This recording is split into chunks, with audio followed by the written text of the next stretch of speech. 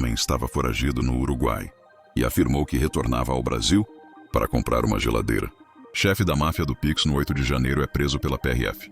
A Polícia Rodoviária Federal, PRF, prendeu um homem suspeito de ser um dos financiadores dos atos antidemocráticos do 8 de janeiro de 2023. O homem de 46 anos, natural de Cuiabá, no Mato Grosso, transitava pela BR-290, no Rio Grande do Sul, quando foi abordado pelos agentes na noite dessa sexta-feira, 8/11.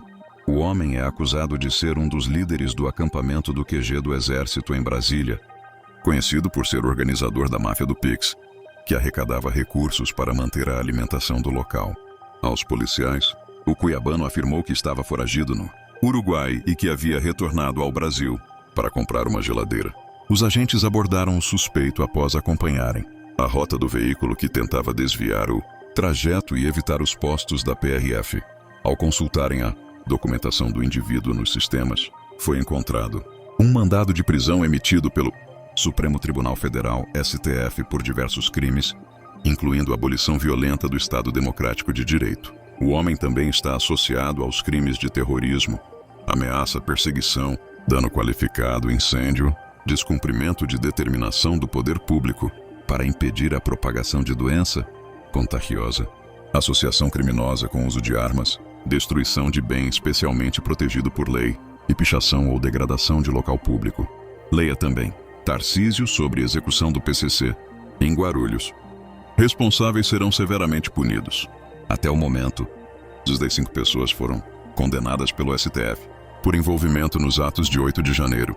Do total, 223 condenações foram pelos crimes mais graves e envolvem quem depredou a Praça dos Três Poderes. 3 pessoas foram absolvidas. O STF também já firmou 476 acordos de não persecução penal com a Procuradoria-Geral da República, PGR.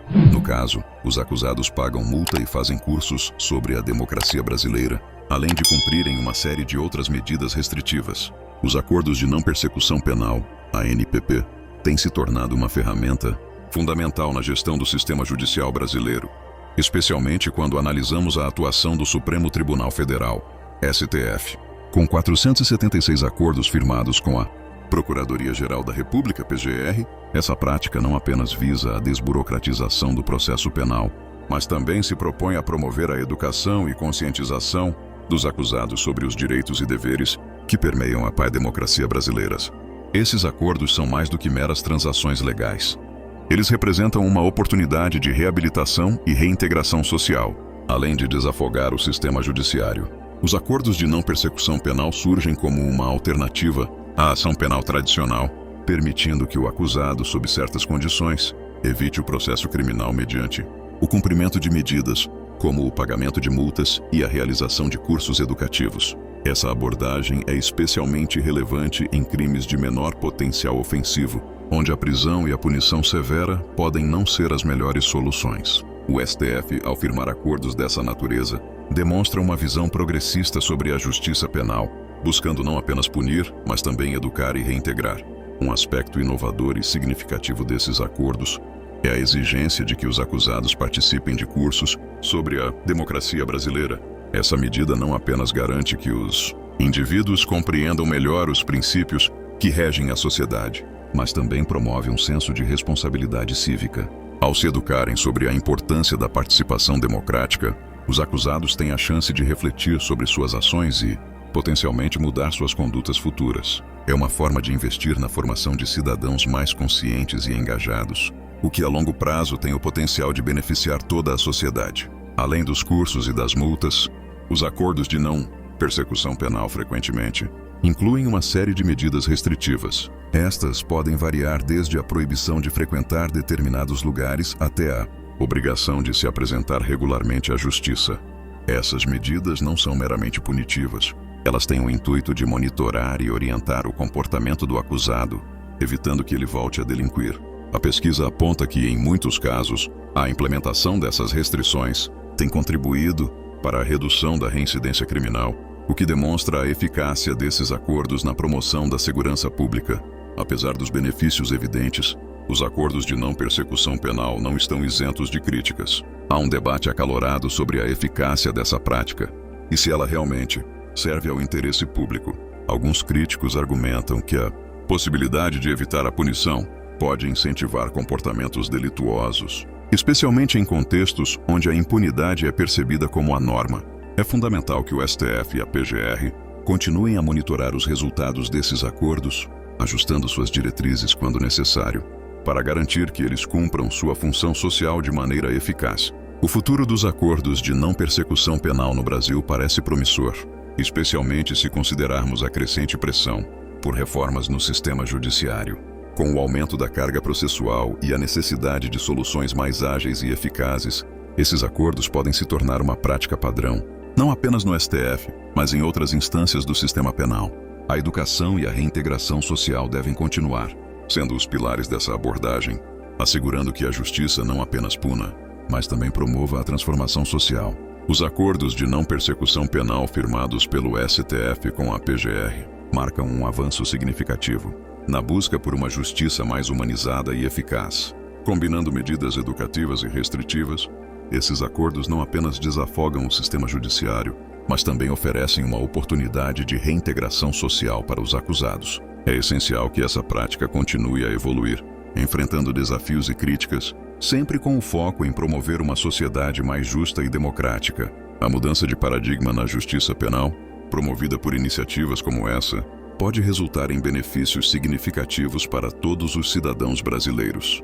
Os acordos de não persecução penal, ANPP, têm se mostrado uma ferramenta valiosa no contexto da justiça brasileira, mas sua implementação e os efeitos que produzem na sociedade vão muito além de uma simples alternativa ao processo penal tradicional. A análise profunda dessa prática revela um leque de implicações sociais, éticas e jurídicas que merecem ser exploradas com mais atenção. A seguir, vamos aprofundar alguns dos aspectos mais significativos relacionados a esses acordos, incluindo suas repercussões na percepção pública da justiça, a interseção com a política criminal e as questões de desigualdade que podem surgir. Um dos pontos mais críticos a serem considerados é como os acordos de não persecução penal afetam a percepção pública sobre a justiça. A possibilidade de que um acusado evite um processo penal, muitas vezes mediante o pagamento de uma multa e a participação em um curso, pode gerar desconfiança em relação à eficácia do sistema judicial. Para muitos cidadãos, essa prática pode ser vista como uma forma de impunidade, onde aqueles que cometem delitos de menor potencial ofensivo conseguem escapar das consequências de suas ações. Essa percepção pode minar a confiança nas instituições públicas e na própria democracia, uma vez que o sentimento de que a justiça é desigual pode prevalecer. Por outro lado, é importante considerar que a justiça penal tradicional muitas vezes falha em proporcionar uma verdadeira reabilitação aos infratores. A superlotação das prisões e a falta de recursos para programas de reintegração social são questões bem documentadas que impactam a eficácia do sistema. Portanto, os acordos de não persecução penal podem ser vistos como uma resposta necessária a essas falhas, oferecendo uma solução que prioriza a educação e a reintegração em vez da mera punição. Os acordos de não persecução penal também levantam questões importantes sobre a política criminal no Brasil. A adoção dessa prática reflete uma mudança de paradigma que busca alinhar o sistema de justiça penal com princípios de justiça restaurativa que enfatizam a reparação do dano, a responsabilidade do infrator e a reabilitação. Essa abordagem, que se distancia do modelo punitivo tradicional, pode ser vista como uma maneira de enfrentar a crescente insatisfação com a criminalidade e a ineficiência do sistema penal. Entretanto, a aplicação dos ANPPs deve ser cuidadosamente monitorada para garantir que não se tornem uma forma de leniência que permita a repetição de comportamentos delituosos. É crucial que haja critérios claros e objetivos para a aceitação desses acordos, de modo que não se favoreça a impunidade, mas sim a verdadeira reabilitação e reintegração dos infratores à sociedade. A construção de uma política criminal que equilibre a necessidade de segurança pública com os direitos dos indivíduos é um desafio contínuo que deve ser enfrentado de forma colaborativa entre o judiciário, a Procuradoria e a sociedade civil. Outro aspecto que merece destaque é a questão das desigualdades no acesso aos acordos de não persecução penal. Embora a lei tenha sido criada para ser aplicada de maneira igualitária, na prática, a realidade social e econômica do Brasil pode influenciar a forma como esses acordos são oferecidos e aceitos. Acusados com melhores condições financeiras podem facilmente pagar multas e participar de cursos, enquanto aqueles de classes mais baixas podem enfrentar barreiras significativas para cumprir as exigências, levando a uma desigualdade no tratamento judicial. Isso levanta preocupações sobre a equidade do sistema de justiça e a necessidade de garantir que todos os cidadãos, independentemente de sua condição social, tenham acesso às mesmas oportunidades de defesa e reabilitação. O STF e a PGR devem trabalhar em conjunto para criar mecanismos que garantam que os ANPPs sejam aplicados de maneira justa e que todos os acusados tenham a chance de se beneficiar dessa alternativa, independentemente de sua situação financeira. A implementação dos acordos de não persecução penal também destaca a importância do papel da meio-sociedade na reabilitação dos infratores. Para que esses acordos sejam verdadeiramente eficazes, é fundamental que haja uma mudança na forma como a sociedade enxerga os ex-infratores.